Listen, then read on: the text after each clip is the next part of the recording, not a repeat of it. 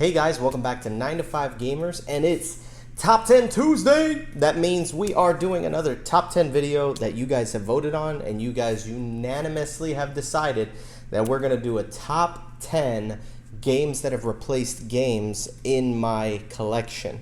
It's going to be an interesting video, but before we get there, don't forget, make sure you like this video, make sure you guys subscribe, and also don't forget to check out my Patreon.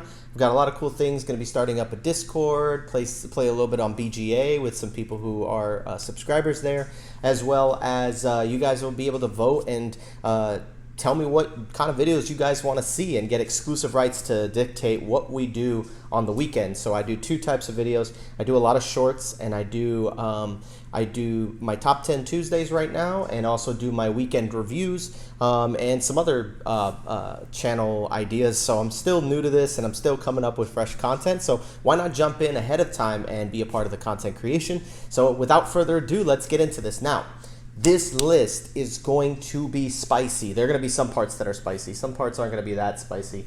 I got my list over here. But we're going to start off with, I know it's a top 10, but I'm going to be doing like a top 15. So you guys are going to get a little extra bonus content.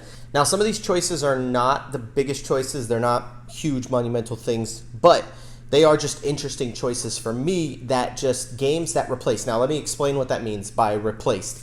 Some of these games have not knocked games out of my collection, because I still think a lot of the games are great, because as a matter of fact, a lot of these games are going to be replacing games that are very, very good. That's why these are hot takes and kind of spicy picks. But some of these, obviously, they're going to stay in my collection because they're just great games.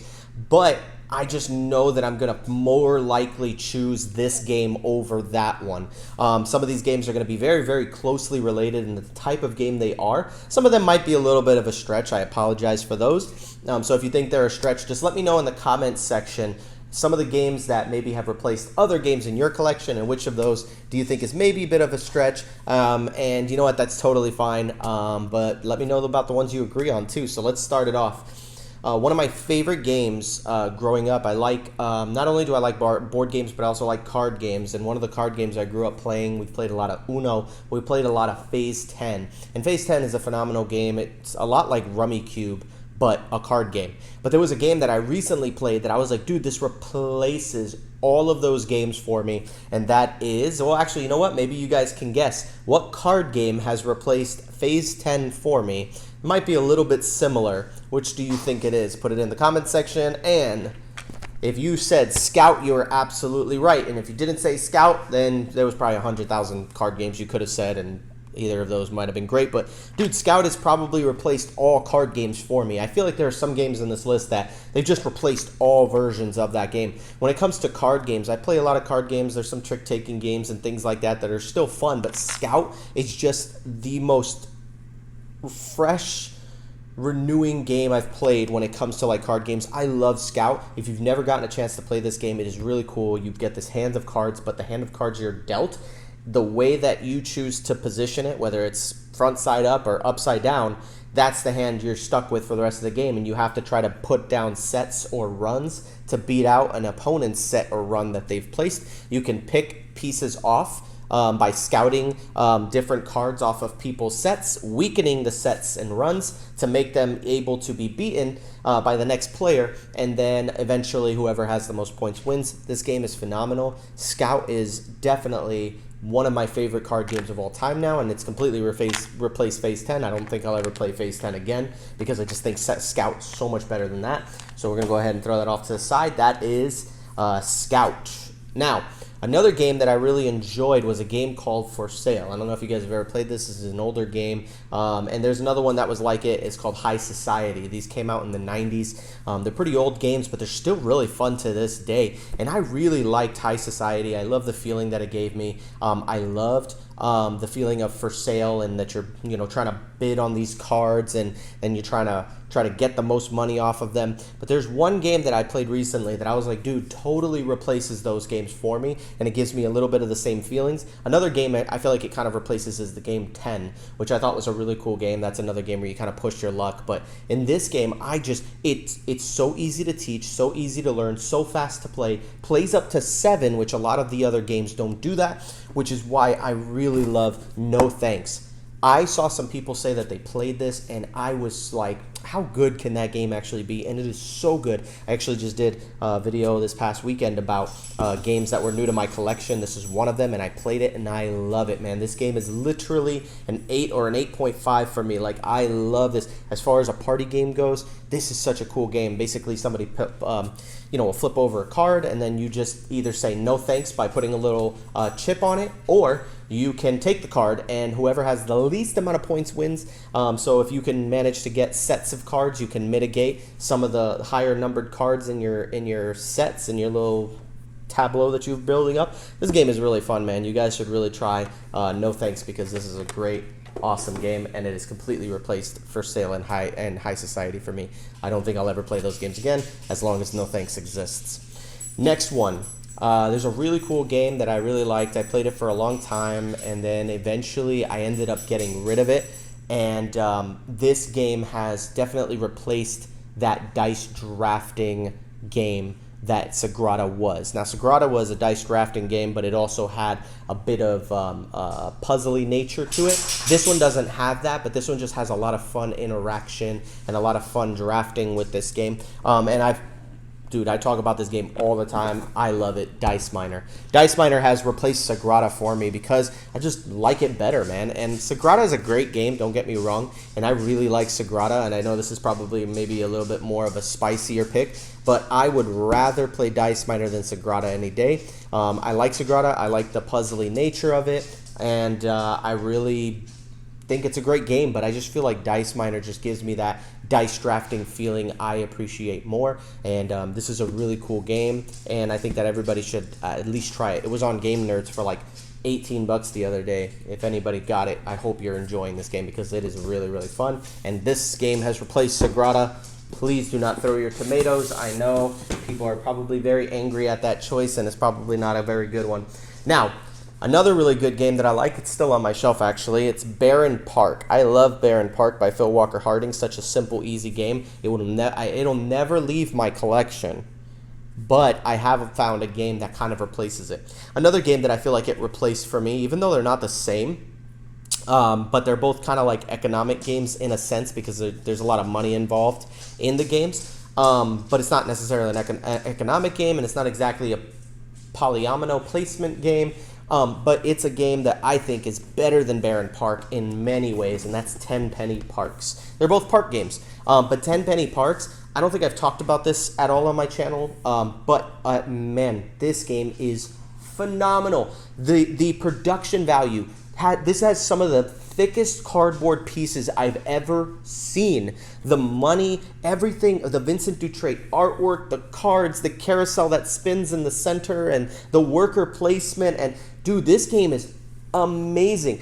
There's a lot of people that I've seen that don't really appreciate this game. I absolutely adore this game. This is one of my favorite games, man. Like, I just love what this game does, and it kind of gave me the same feelings that Raccoon Tycoon gave, with some of the, kind of like gathering resources but utilizing money and stuff. But it's not really like Raccoon Tycoon. It's more like Barren Park, where it's got that polyomino. But man, I just like this so much better. Now, if you said this over Isle of Cats, I would say I disagree. I think these are both great, and I think Isle of Cats and this are very different, and I wouldn't replace Isle of Cats with this, and I still like Isle of Cats, and I haven't played it in a very long time, though. I need to get that game played sometime soon. Tenpenny Parks replaces Barren Park for me. Just a little more complex, and that's what I like. Barren Park is so simple, very easy. I could use that for gateways. I just talked about it the other day on my YouTube video about that, so watch that. Let's go to my next one. Terraforming Mars, an amazing game. I love Terraforming Mars. I have Terraforming Mars. I have the Ares Expedition. When I had to choose between the two, I felt like I went to the Ares Expedition more because I played it a lot more solo than I did with people. Because when you play it with people, man, we could never get a game done. It just would last for like 2-3 hours, and it was just such a slog to get there to the very end. Like, it just took forever to get that game going, man. And I know that the Prelude expansion helps that. But Terraforming Mars has been replaced by Ark Nova, which is my replacement for Terraforming Mars. Gives me the same feeling, even though they're very different games. They're not the same game. But Terraforming Mars replaced, Ark Nova replaced Terraforming Mars. However, I just saw the dice towers, and I was like, dude, you need to watch that, because there are people who had this replaced by another game, which I won't say because I don't want to spoil it for you. But you guys should check out that video. But Ark Nova has replaced Terraforming Mars in my collection, but I think it has for some people. Some people are saying no, not at all. Ark Nova's trash, and you know what? I get it. This game takes a long time too, but I don't think it's as slow. But I know how to fix Ark Nova. At least I think I know how to fix Ark Nova. Just make the cards worth more points, so you move up the tracks faster, and it reduces the amount of time that it takes for the games to finish. Like, all you have to do is overhaul that aspect of the game, where how much points does this give you? This gives me 1 conservation. This gives me 2 conservation. Make it give you 5 conservation, so that way we can bounce up that track a little bit faster. It just takes, maybe not the conservation. The conservation side moves a little quicker than the other side. But, man, just some of these cards, they just don't get you up there fast enough, you know? And that's what makes this game take so long and why people don't like it. But if you took that out, this would be a perfect game. That's not a 10 on my list, by the way. What's next? All right, next one. Really cool deck building game that I really, really love. That is Star Realms. Star Realms is an incredible deck building game. It is a head-to-head 2-player deck building game that's really, really fun, and I enjoy playing it. But I have found a replacement, and it didn't take long at all, and that is Star Wars, the deck building game. Now, they are very, very similar. When people say, well, they're very different games, no, they're not. They're literally very, very much the same game. I would even say this has a lot more complexity than that one, because this one has bases that you have to deal with. Even though, like with Star Realms, there's expansions that make it a little bit more complex and more fun. But I still think that Star Wars, the deck building game, dude, this game, if we're comparing core experience to core experience, this game has Star Realms beat. Obviously it does, because it came out later. You can attack the card row, and there's a lot of really cool things that you can do in this game that I really like. There's the force track, which when the force is with you, you get certain effects, and there are cards you can play that can give you like 4 force. Now the force is with me, now I play this card gives me a better ability. Dude, this game is incredible. It's highly rated for a reason. Don't think, oh, people are just hyping it up because of Star Wars. It's good. This is a great game. This has replaced Star Realms for me. I don't think I'll ever play Star Realms again. Hero Realms I might play again because of like the campaign aspect, which I heard is really good. Still need to try that out. But as far as like quick deck building goes, and this game is fast, like you can play this quick. Star Wars deck building game lives up to the hype. Everybody needs to get a copy of that game. It is phenomenal. Unless you don't like Star Wars, then just get a different deck builder. Now here is, I think that was the one where things are starting to get spicy, right? Yep, this is where things are starting to get spicy, okay? So there's a really cool game. It's a not social deduction. It is a logic deduction game called Search for Planet X. I really like Search for Planet X, and I like the theme of it, and I think it's a really cool game and a fun experience when you play with multiple people. It even has a solo mode. But that game has been replaced for me in my heart by the great and mighty Turing Machine. I love Search for Planet X. Don't get me wrong. Great game. Not leaving my collection anytime soon because the theme on this is so boring. But when it comes to the idea of the logic puzzle, this has so much, there's so much variability with this game. And it's so fun to just pull it out and play a few games of it on a Saturday morning while you drink coffee. Like, this is really, really good game. And honestly, I don't think I'll ever play Search for Planet X again. But I know under the right circumstances I will, because I know my wife likes that game. But I just think this is a much better logic deduction game, and I have so much fun with this. But that's because I used to be a math teacher, so this may be a really biased pick. And I know it's super spicy, but the Turing Machine is a great game. You guys should check it out if you're into that type of stuff. Next up, Werewolf. One Night Ultimate Werewolf, Crossfire. There are a lot of games that are social deduction games, and I really like social deduction, man. It's such a fun little puzzle to figure out who the werewolf is, figure out who are the assassins. The one thing I don't like about Crossfire is that there's not a lot of social deduction there. It's just it plays so quick. You don't really have time to do the social deduction. So that one is like lower on the list. Werewolf, One Night Ultimate Werewolf is above it. Really cool social deduction game. Has a little app that runs the nights, and it's a cool game. Don't get me wrong. But I'm gonna be honest with you.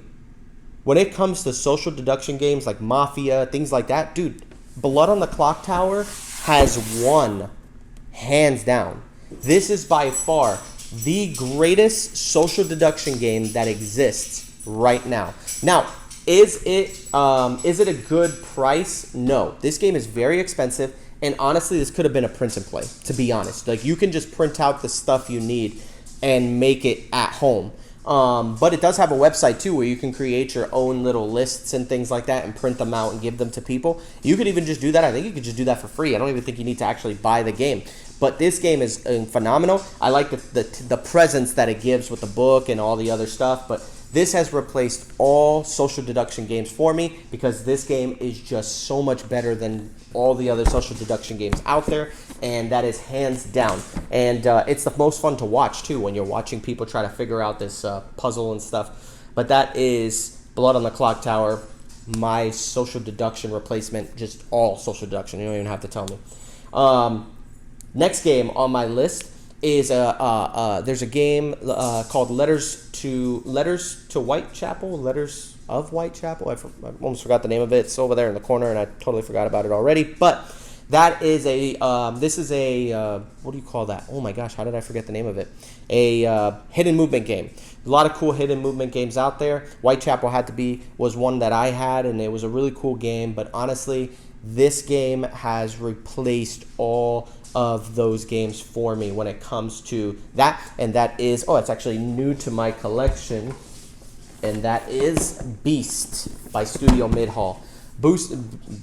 Beast is a really cool hidden movement game, but the thing that I love about it is the theme, man. I love being the beast and hiding in the forest, and people are like, don't worry, we've got him pinned, we got him in the corner, everybody close in on this corner. Then I just appear on the other side of the map and just slaughter a person there, and I'm like, I'm gonna get stronger and stronger, and as the game goes on, you're just killing animals and stuff like that, getting stronger, and building up this beast so that you can one-shot your things, and then whoever is it, if the beast can eat like 2 to 3 humans, the beast wins, and if the hunters manage to do 5 damage, 4 damage, or whatever damage the beast can take, if you can kill the beast, you win. And also, if the clock runs out, meaning that the third night or second night ends and the beast hasn't won, then the hunters automatically win.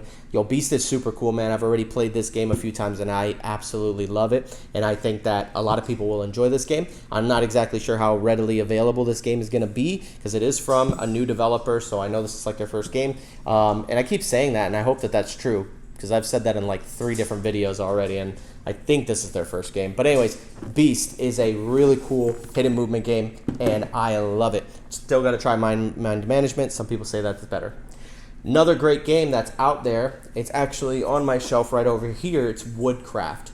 Woodcraft is a really cool game where you are kind of in the forest and you're doing contract fulfillment and building up your little station and stuff like that, planting trees, cutting wood, gluing wood together. The mechanics of the game are really cool, and it involves dice, but the dice part of it isn't, and these two games aren't very comparable, but the feeling and the experience that I get from them, I just got Woodcraft, and I've had that in my collection for just a little bit, but there's already a game that I feel like has replaced it in the way that it feels and kind of like the theme and stuff like that. Maybe not even in the theme. I think this one might be a stretch, but I played this game for the first time last week, or was it this week on Monday I played it, or last week on Monday I played it, and I just fell in love with Honeybuzz. And I don't have that game, I don't even own it, but I need to pick up a copy of it because it is so much fun. It's a worker placement bee game where you create your own little hive, and then those hives, when you put them all together, you trigger all these little things that get you pieces and stuff like that. It's contract fulfillment, you get pollen, and dude, I fell in love with that game the first time I played it, and it gave me a lot of the same feelings that Woodcraft gave me, but I don't know that I'll ever want to set up a game of Woodcraft if I have Honeybuzz, but I don't have Honeybuzz, so Woodcraft is here.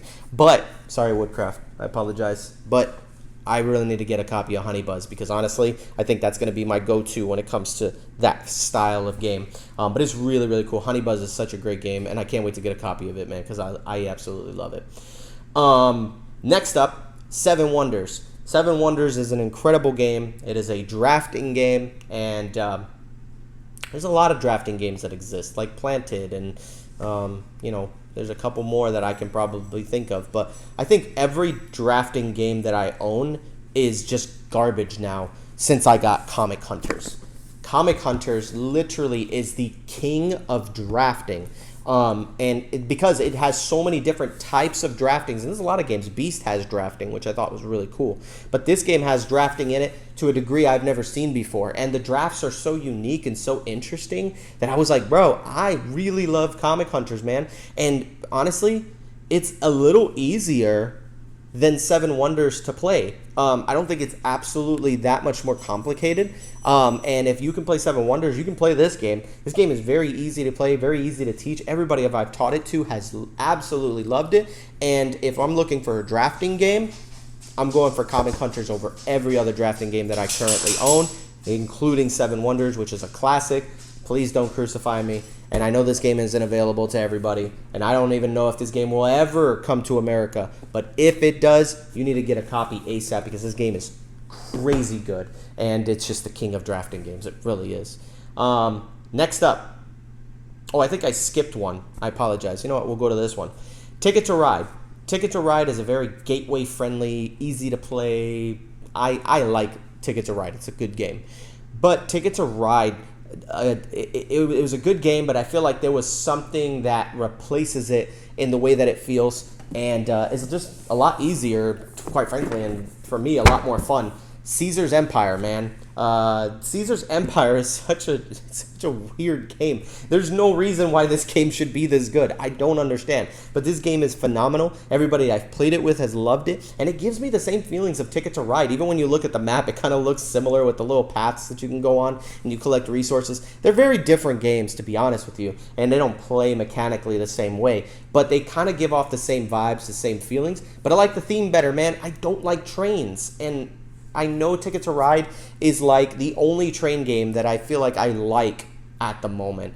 But Caesar's Empire just outdoes that. Instead of a little train, it's like these little army pieces that you lay out, and it creates these little paths, and you go from one side of the map to the other. And so this game is great, man. And honestly, I don't think I'll ever bat an eyelash at Ticket to Ride, because I would rather just play Caesar's Empire. Like if I had both of those games and I say, hey, which one do you want to play? I'm going to play Caesar's Empire. Very easy to play. I absolutely love this game, and it replaced Ticket to Ride for me, for sure. Here's another spicy pick. Paladins of the West Kingdom. Great game. Loved it. Still love it. Would love to play it. A lot of rules. Very confusing. Takes a long time. I would say it is the hardest game I've ever had to teach. It's discouraging to me to try to teach somebody because of all the different like worker placements, and some people will say, yeah, but once you get the hang of it. Yes, once you get the hang of it, but nobody's gonna play that game with me often enough that people will actually get the hang of it. It's a cool game, don't get me wrong. I absolutely love it, but I found a game, and listen, I know I'm talking about how complicated it is. This game is almost as complicated, but slightly easier to play. But it gave me the same feelings that I got from Paladins with the combos and the different things that if I put a worker here, it gets me 2 of these workers, and now I could use these workers to go here. And it's a cool game. But honestly, this game gave me the same vibes, and I just like it better. Hadrian's Wall. Don't hurt me. But Hadrian's Wall, man, is such a cool game, man. I absolutely think this replaces Paladins of the West Kingdom for me. And I know people will probably get mad at that, but I know it's completely different. One of them's a Euro. This one's like a roll and write, but then it's got like Euro elements in it, and it's got like workers that you can get, and then if you get those workers, you can check off bonuses. Those bonuses trigger other bonuses, and then just go combo, and man, this game is super good. I would rather teach somebody how to play Hadrian's Wall than I would Paladins of the West Kingdom. And honestly, this game, I feel like it doesn't take as long as Paladins does. Paladins takes a very long time. Solo, much easier to run this than it is to run Paladins of the West Kingdom. So I like this game, man, and it's made by the same developers, so they have similar feels to it, right? Garphill Games. And so, yeah. Hadrian's Wall replaces Paladins of the West Kingdom for me. All right, what's next, man? Oh, man, this one's going to be crazy. Okay, hear me out. Gloomhaven Jaws of the Lion. Immediately people are logging off. I already know, but that's okay. Gloomhaven Jaws of the Lion. Not Gloomhaven, though. Gloomhaven Jaws of the Lion. Gloomhaven is its own beast, and I don't think that'll ever get replaced. But a game that I would rather pick up now than Gloomhaven Jaws of the Lion, and I don't know what it is about this game that just makes me want to play it more, but when I look at the two, I'm like, I would rather play this than Gloomhaven Jaws of the Lion. And I might be wrong, and this may not be everybody's cup of tea, and I know this is kind of a new game, it may not be easy to find, but Artisans of Splendent Vale. This is just the lid because that box is massive and I'm not pulling it out here. I have had opportunity after opportunity to finish my JOTL, my Jotl campaign. Still haven't touched it. As soon as this game came in, I was gonna sell this game when it came in, because when I came in, I was like, I don't know, man. It looked cute. I thought my wife might like it. That was the only reason I bought it. I was like, it's a cute game that I could play with my wife, and it's supposed to be a dungeon crawl. I don't know. It's kind of like, for me, I was not interested in this game when I was getting. You can ask my wife. My wife knew I was going to sell this game straight up. But then I opened it up. I was like, there goes the value. There's 50% off the value already. I already undid the plastic seal. And then I started looking through the components. I started looking through the books. I started looking at how the game was played, and I was like, man, this reminds me of Jaws of the Lion. It reminds me of Gloomhaven. But man, the combat is a little simpler. The abilities are really cool, and they're pre-printed, so it's not like you have cards and you have to burn those cards. It's like, now I can't use this ability. I used this ability too early. I should have saved it. Now I have to discard and junk this card. And this game just is so cool, man. Like, I don't know if there's much I can really say about it other than, man, you guys need to try this game. This is a really cool take on dungeon crawling, a very interesting way of going about the story. I think it's really cool. I still haven't finished it, but from where I'm at in the campaign now, I really like this game, and I can't wait to break it out again and again and again over Gloomhaven Jaws of the Lion. Now, big boy Gloomhaven, you still got some work to do, buddy. You're not going to get up there anytime soon. But Jaws of the Lion, this easily can compete with Jaws of the Lion for sure. And that is Artisans of Splendid Vale. So hold your tomatoes, please. I got one more pick in this one. I don't think this is the spiciest. I think that was probably the spiciest one. This one may not be that spicy, but Scythe, right? So I like Scythe. I think there's some people who would probably be like, oh, yeah, I'm kind of sick of Scythe. I've played it already. But Scythe is a very good game. I really like it. And it's this cool worker placement, area control. It's not even worker placement. It's weird. It's like it's supposed to be 4X. It's not 4X, but it's adjacent. 4X adjacent. But it's a cool game. It's just a big map, and then you guys are fighting for spots to place resources. But and I say fighting loosely because even in Scythe, you don't really fight a lot in that game, or at least you're not supposed to. I know there's some people out there, oh, we fight all the time. Even in the rules, it says combat is there, but you shouldn't be using combat all the time like that because it lowers your reputation, which you need to win the game. So a person who just goes out there and just destroys people all the time is going to have low reputation and a lower score overall. So it's good to be peaceful most of the time in that game. And most of the time, you're just kind of minding your own business, doing your stuff. Sometimes people get in your way, and then you got to combat. But Scythe is a great game. But Scythe has been replaced, and the pick that I have is not... I had to crack my neck. The pick that I have is not like Scythe completely, but hear me out because I think there are some similarities. And that's the game Revive. Now, Revive for me is a great game. Probably do a review of it sometime. I think it is a solid 8.5 for me, almost a 9. It's like an 8, between an 8 and an 8.5. But there's some major things that took away from the score because honestly, I wanted to give this a 10. But there's some things that need attention, and I'm going to talk about that here. Now, this game though, very similar feels if you really think about it. But instead of starting on the outskirts and making your way to the center, you start at the center and make your way to the outskirts. In this game, there's tiles that you're placing out, and you have to try to take those tiles. and you have this big mechanism in front of you. It's kind of like the little scythe thing that you have where you can kind of choose what you want to do there. But this one uses cards instead of like a little worker placement pawn thing that you choose which action you want to do.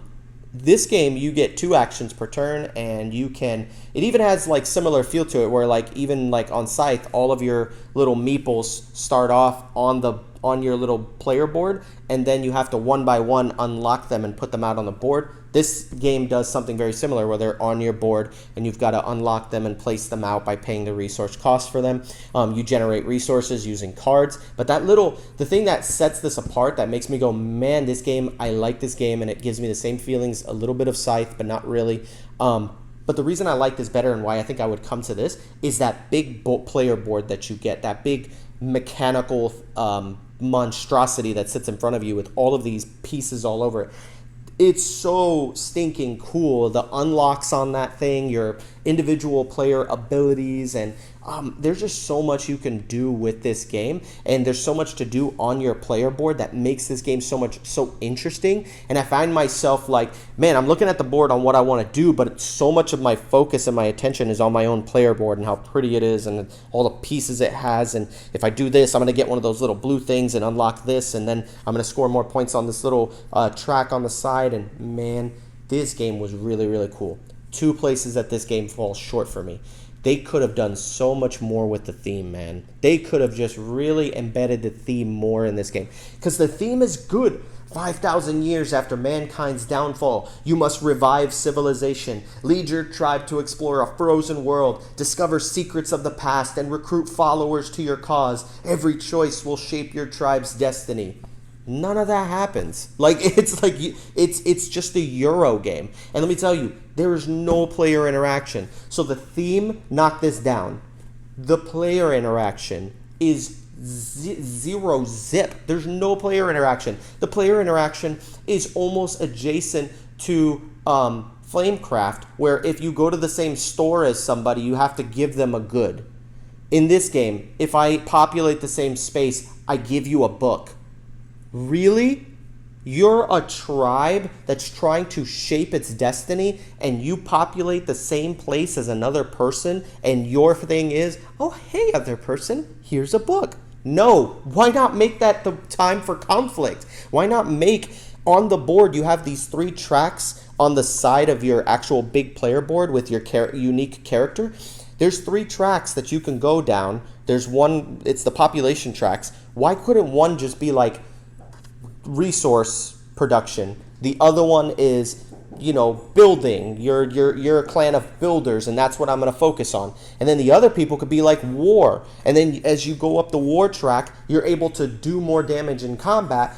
And then when you populate a city, you can combat them and take resources from them. So that makes their resources go down and your resources go up. Man, if they would have done something like that, where it's like, you know what, I don't even want to build towards combat. I'm just going to be peaceful and I'm going to mind my own business on this side of the map. Why didn't they do that and then just make it one of the tracks? I was like, yo, there was 2 or 3 misses. An expansion can fix it. And I'll tell you what, if they can embed the theme a little better with an expansion, and if they can make a combat expansion for this that makes me fight people that I populate with, this game would be a 10 out of 10 for me. I really, really like this game. I know there's some people that are like, it's not that good, it was overhyped, yada, yada, yada. This game is great, but it's missing those 2 areas, which would makes it down to an 8.5 range. But if they can fix that, man, and now that I'm talking about it, it just makes me hate it even more, and it just makes me want to go down to an 8. Now, I'm not even going to say 8.5. I'm just going to say an 8 now. But this game, man, it gives me a lot of the same feelings that Scythe gives, and I just don't think I'll play Scythe again. And now Scythe has like those mechs and different things like that, and this is not the same at all. I'll be honest with you, they're not the same game. This is a stretch, but at the same time, it's just, I know how I feel and the way I feel when I play both of these, and this one will replace Scythe for me. This is a game that it's easier to set up and play. The Scythe is such a monstrosity and a behemoth to set up, and it's so difficult to get into, and it can take a very long time. This one takes a decent amount of time, but I think that once you've played it a couple times, people are more willing to play this than they probably would be Scythe. This is a really cool game, man. Actually, I think people who like Scythe might actually like this game. But it's super, super cool. I really like this game. And that is my spicy games that have replaced other games on the in my game collection. And again, a lot of these games haven't been replaced in the sense where they're no longer in my collection. Just more so like, I'm just not going to play those games anymore because this game exists. So tell me in the comments section how you feel. Please be nice, be kind, be loving. Please have mercy on me because I know this is kind of a spicy pick, but hey, maybe they weren't. Maybe you guys are like, I don't know why you said they were spicy. I agree with these picks. But these games are all really, really good. Pick up any of these and you'll have a great time. And if you don't, sorry. But anyways, don't forget to like, comment, and subscribe. Check out the Patreon. Love you guys so much. Peace out. See you guys later.